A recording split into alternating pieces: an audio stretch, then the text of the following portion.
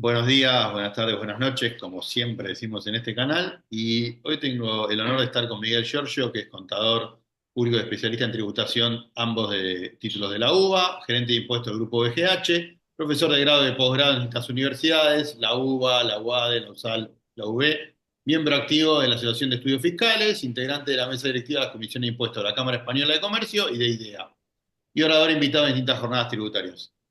Bueno, muchísimas gracias, Miguel. Bienvenido al canal. Y el tema que vamos a hablar con vos es el régimen de promoción industrial. Hace meses que estamos buscando encontrar un hueco en nuestras agendas para hablar de esto y el Es tema, cierto. desde la primera vez que hablamos hasta hoy, ha cobrado una inusitada actualidad. Pero bueno, el canal es académico, no busca desentrañar cuestiones políticas que se resolverán en sus respectivos ambientes. Muchas gracias por estar acá. Y bueno, la primera pregunta es esa: ¿qué es la promoción industrial? ¿Qué entendemos por promoción industrial? Bien, bueno, Martín, muchas gracias por la invitación. Sí, hagamos esa aclaración de que esto no tiene ningún tinte político, es simplemente académico, así que me parece muy bien. Y es cierto que me venís buscando hace unos cuantos meses y pudimos coordinar las agendas para hacerlo hoy. Doy fe de eso. Bueno, a ver, régimen de promoción industrial. A ver. Eh, los regímenes de promoción están catalogados como dentro de los incentivos tributarios, ¿sí? ¿Y qué es lo que buscan estos incentivos tributarios? Bueno, modificar justamente el comportamiento de los agentes económicos en búsqueda de otro fin, ¿sí? Que puede tener distintos motivos. Ese fin puede ser estrictamente económico, puede ser social, puede ser político. Puede haber muchos objetivos, pero básicamente lo que busca un incentivo tributario, como lo es un régimen de promoción, es modificar el comportamiento de los agentes económicos. Esa es la definición catedrática de esto. Claro. Y ahí, como es un régimen que tiene distintos beneficios económicos para quien se acoge, porque aclaremos que es algo voluntario, a nadie le ponen una pistola en la cabeza para Totalmente. instalarse en la zona donde se propone este régimen, tiene beneficios y costos. El beneficio puede ser económico o social, como decías, o político, no sé, poblar una zona despoblada podría ser, Ah, y también al generarse beneficios tiene algún costo, ¿no? Es decir, tiene la misma la misma, las dos caras de la moneda, tiene beneficios y tiene costos. Entonces, la pregunta sería, ¿cómo, o sea, cómo analizamos o cómo medimos, cuáles son esos costos o beneficios? bien. Bueno, cuando hablamos de regímenes promocionales, justamente hay regímenes promocionales que tienden a apuntar a un cierto sector geográfico, ¿no? Hay regímenes promocionales que apuntan a sectores económicos, no sector geográfico. Mm, Ahora vamos a dar algún ejemplo, ¿no? sí, sí. Hay otros que apuntan no ya a sector geográfico ni sector económico, sino a determinados sujetos en particular. Vamos a poner ejemplos claros para que todos puedan visualizarlo. Un régimen de promoción que apunta a un sector geográfico, claramente Tierra del Fuego, Sí. ¿sí? Un sector que apunta a un sector económico, perdón, un régimen que apunta a un sector económico, por ejemplo, el régimen de economía del conocimiento, ¿sí? Lo que se busca es el sector económico de la economía del conocimiento, y un régimen que apunta a sujetos, ¿sí? Por eso se definen los regímenes promocionales en geográficos, sectoriales o subjetivos. Puede ser, por ejemplo, un subjetivo régimen de fomento PYME, ¿sí? Entonces, ahí tenemos esos tres y por supuesto muchas veces se da distintas combinaciones de esto. Es Ah, decir, bueno, pymes que hagan, o sea, hago economía del conocimiento, pero dentro del régimen a las pymes le doy mayor beneficio que a las no pymes, ¿sí? Por ejemplo, el régimen de economía del conocimiento no permite que esto lo apliquen personas humanas, solamente para personas jurídicas. Entonces, vienen estas combinaciones, o sea, no todo es lineal, ¿no? No todo es 100%. Eh, y bueno, digamos, estos tres ejes son los que se observan o por lo menos se ponen en juicio cuando se quiere analizar un régimen de promoción. Pero Hay otras formas de verlo, ¿no? Digamos, en cuanto a esto que decías, bueno, el costo y cuáles son los beneficios. Y uno es justamente el análisis costo-beneficio, ¿no? Claro, Que se hace, que bueno, a ver, yo si voy a hacer un régimen de promoción que eh, favorezca la producción de caramelos, bueno, ¿cómo le impacta a la industria de los chupetines? ¿Cómo le impacta al de los alfajores? ¿Cómo le impacta, digamos, a todos los sustitutos?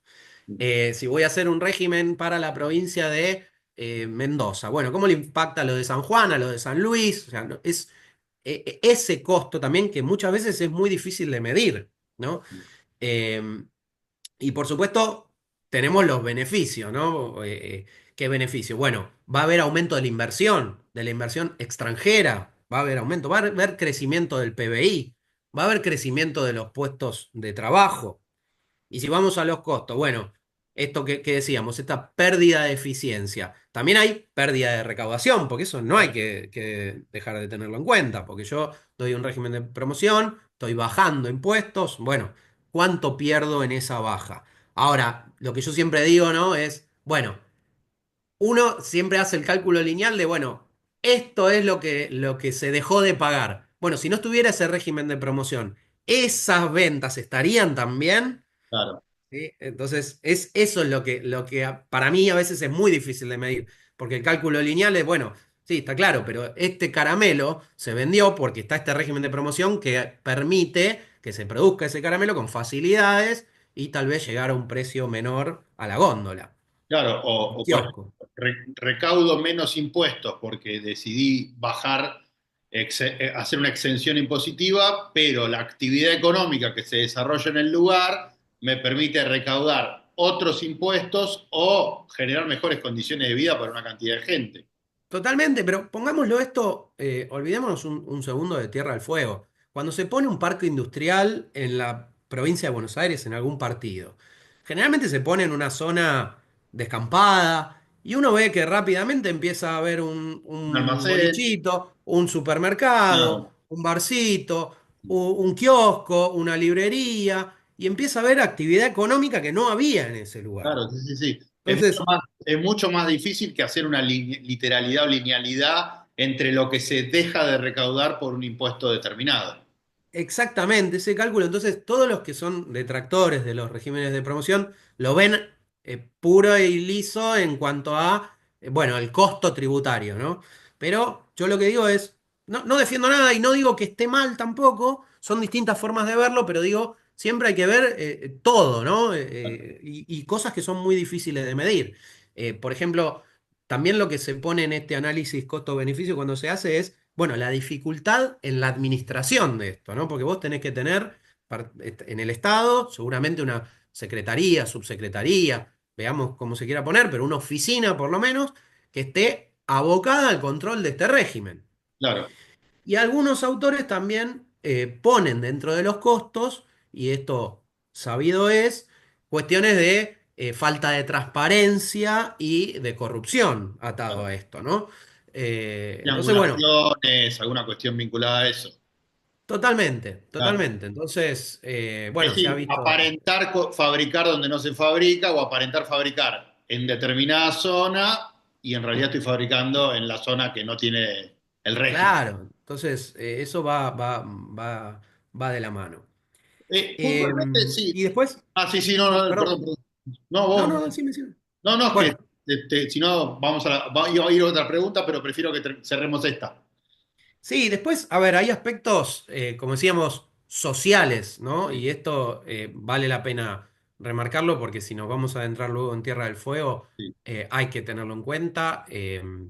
La idea del régimen de Tierra del Fuego, que nace en el 72, pero ya en el 56 ya hubo un área franca, fue poblar esa zona, ¿no? claro, Entonces, cuando uno busca el fin de poblar una zona, a veces tiene que hacerse un lado de los costos tributarios o de los costos económicos que eso genera, porque está buscando un fin distinto, yo no digo ni mayor ni menor, otro fin, ni mejor ni claro. peor, está Sí, buscando otra cosa. Y exacto. también cuestiones eh, políticas. Sí, Y perdón, me retrotraigo un segundo. Si hablamos de Tierra del Fuego, sabemos la región más austral del país, fríos, la verdad, muy, Sí, sí, sí. muy fríos, ¿no? Sí, Con temperaturas bajo cero, con noches muy largas, ¿sí? Días muy cortos. Em, y esto podemos verlo no solo en Argentina, es decir, si uno va a Brasil, hay un régimen de promoción similar, que es el de Manaos, y cuando uno va a Manaos, por supuesto, Brasil no tiene el frío que tenemos nosotros, pero el calor. claro. Manaos está en el medio de la selva amazónica, ¿sí? Entonces, el objetivo también de Manaos fue poblar la selva, entre comillas, ¿no? Sí, sí, Fue sí. poblar esa zona. Si uno va a México, que está la industria maquila, está todo en el norte, donde la parte que es de desierto mexicano, y también se puso un régimen ahí porque querían poblar el desierto. Entonces, eh, son esas cosas que, por supuesto, en cada país están los detractores y ven la parte económica de eso. Pero el fin, en ese caso, fue social. Claro, Y, y atado a esto, hay fines políticos, ¿no? Que a veces son los más difíciles de darse cuenta, pero si vamos a Tierra del Fuego, en la década del 70 estaba el conflicto con Chile, sí, ¿sí? Estaba el conflicto con las tierras. De hecho, Tierra del Fuego hay una parte que es chilena, cuando uno ve el mapa. sí, Entonces, bueno, en esa cuestión política de no solo poblarla, sino ocuparla, ¿no? Eh, es lo que se perseguía con esto y lo que se busca. También cuestiones políticas en cuanto a tratados internacionales, porque hoy nosotros sabemos que estamos dentro del Mercosur. Si nosotros quisiéramos habilitar una nueva zona franca, bueno, no zonas francas están permitidas, regímenes aduaneros especiales, regímenes promocionales como este que estamos hablando, no podríamos porque violaríamos el propio tratado del Mercosur. claro, ¿Sí? Lo mismo Brasil con Manaos. Manaos y Tierra del Fuego son los únicos dos permitidos porque ya existían al momento de crearse el Mercosur. Entonces, estas cuestiones políticas también hay que tenerlas en cuenta a la hora de analizar un régimen de promoción, ¿no? claro. Concentrándonos en Tierra del Fuego, como dijimos, tiene un poquito más de 50 años, el régimen más allá de distintas políticas previas. ¿Qué podemos decir? ¿Cómo empezó? ¿Hubo algunas pequeñas modificaciones? Si querés, saltémonos la rabiosa actualidad, porque en algún punto puede cambiar mañana también Sí, sí, totalmente. y no tendría sentido hablar del hoy, porque eso puede ser diferente a la semana que viene, por medio que está discutiéndose en agenda, pero básicamente haciendo un breve raconto de los objetivos, de las políticas económicas. Por los objetivos ya los marcamos, fueron por un lado económicos, pero por otro lado geopolíticos, sociales, Sí, militares, si se quiere, en algún punto. claro, totalmente. A ver, si nosotros vamos al objetivo que está incluso en la propia ley, ¿no? De Tierra del Fuego, em, cuando uno ve la población, por ejemplo, si nosotros vamos, decíamos que el régimen se creó en el 72, ¿no? Un poco más de 50 años. La población en Tierra del Fuego, vamos a redondear, estaba en 10.000 habitantes, ¿sí? Se crea el régimen, siguiente censo, 1980, es decir, 10 años después, la población de Tierra del Fuego se duplicó, más que duplicarse, pero un poquito más que duplicarse, mientras que la del total del país subió un 20%. ¿Sí? Entonces, ahí ya vemos que en los primeros 10 años surtió efecto Sí, sí, el régimen, ¿no? Eh, y si vamos a hoy, por ejemplo, el último censo, Tierra del Fuego fue la provincia que mayor variación porcentual tuvo de crecimiento poblacional, ¿no? Fue la provincia que más aumentó su población. Y si vamos desde la creación del régimen hasta hoy, la población en Tierra del Fuego subió 13 veces, redondeando también, mientras que en el país se duplicó en ese mismo claro. plazo, ¿no? O sea que Entonces, bueno, en ese sentido podemos decir que fue un éxito, porque claro, yo creo que si el objetivo, como decimos, era poblar esa zona del país, y desarrollarla industrialmente, porque, a ver, la industria de Tierra del Fuego genera 11.000 empleos directos y se estima más o menos que 9.000 indirectos, ¿no? claro, Entonces, si la idea fue poblar ese país y dar empleo, bueno, el régimen creo que cumple sus objetivos hoy en día, ¿no? Después, temas de gasto tributario, que bueno, ahí también hay algunas, digamos, en las leyes de presupuesto, en las últimas leyes de presupuesto, la última que no se votó, eh, terminaba habiendo cuadros en donde se decía el gasto tributario, pero bueno, hay consultoras que miden ese gasto tributario de forma distinta y dicen, bueno, no sería tan alto como pretende reflejar el gobierno, por esto que decimos, ¿no? El cálculo que hacen las leyes de presupuesto son lineales. Es con estas ventas, resigno estos impuestos. Bueno, si no tenés el régimen, ¿tenés esas ventas? Esa es la Claro, pregunta, ¿no? Entonces, bueno, ajustando algunas consultoras especializadas que a veces hacen análisis que hasta a mí me exceden en la explicación, dicen, bueno, el costo tributario no es tan alto porque la pérdida que vos tenés por otros motivos te compensa un poco ese gasto tributario, ¿no? claro. Eh, sí. Más allá de esta discusión sobre cuánto se deja de ganar o cuánto se pierde en sentido estrictamente tributario. ¿Qué podemos, o sea, y de alguna manera teniendo en cuenta que hay voces críticas y hay voces a favor y voces críticas, en este momento ha vuelto el tema a debate, qué sé yo. ¿Cómo podría de alguna manera instrumentarse alguna cuestión para darle cierta aceptabilidad más general al régimen? ¿Qué conclusiones podemos sacar después de estos 50 años? Porque los efectos positivos ya los vimos, es decir, la población aumentó, se generó, se instaló industria donde jamás se hubiera podido instalar, es decir, el saldo positivo ya lo hemos charlado. Y si no fuéramos tan drásticos de decir mañana lo borramos de un plumazo por este riesgo que vos marcás, que no podríamos sacar este pero poner otro por normas incluso superiores a las nacionales, como son los tratados como el Mercosur, ¿cómo se podría convivir con un régimen para que conviva mejor con las críticas que se le hacen? Reducir algún impuesto, profundizar alguna cuestión de eficiencia industrial, no sé, ¿cómo lo ves vos?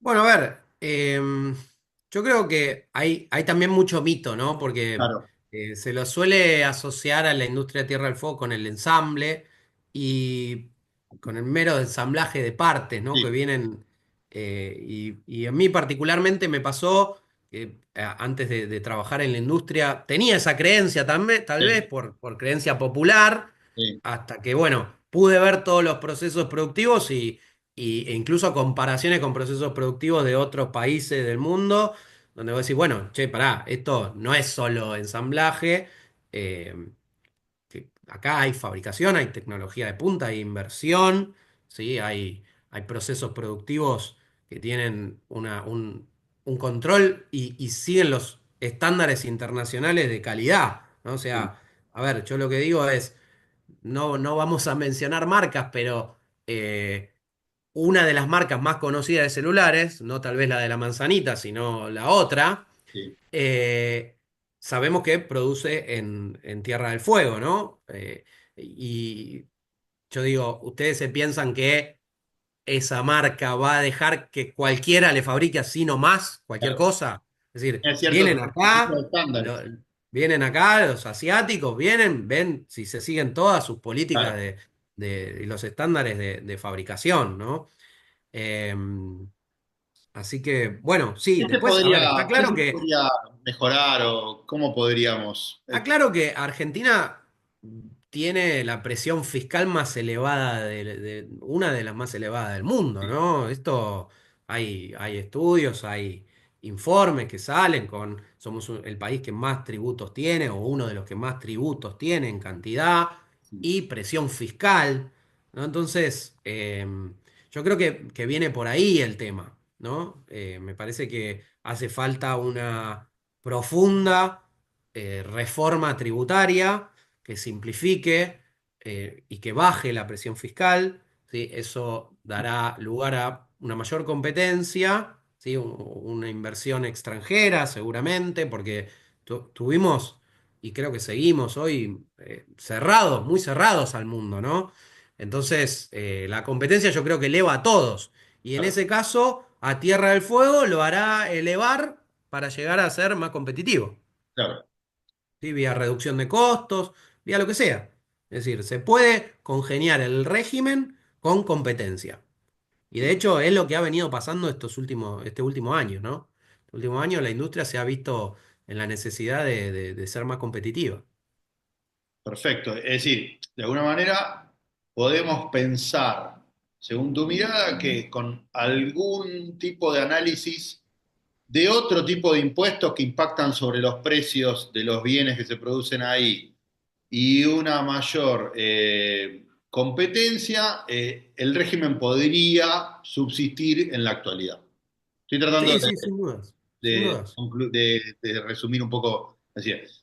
Bueno, no sé, ¿quedó algo más? Creo que no, que hablamos bastante de la generalidad y la particularidad. Te agradezco un montón. Perdón por mi insistencia en que participes, pero Ah, este canal está muy pensado, o principalmente pensado para carreras de derecho, y siempre nos cuesta entender estos temas que son más de otras ciencias como la económica. Entonces, soy más hincha con los colegas de otras ramas para que vengan y nos aclaren las lagunas que tenemos. Así que te agradezco un montón, Miguel. Un gusto haberte conocido así. Y bueno, estamos al habla, ¿eh? bueno, por favor, muchas gracias, el gusto es mío y a disposición para lo que necesites, Martín, Bueno, un y abrazo. todo lo del canal.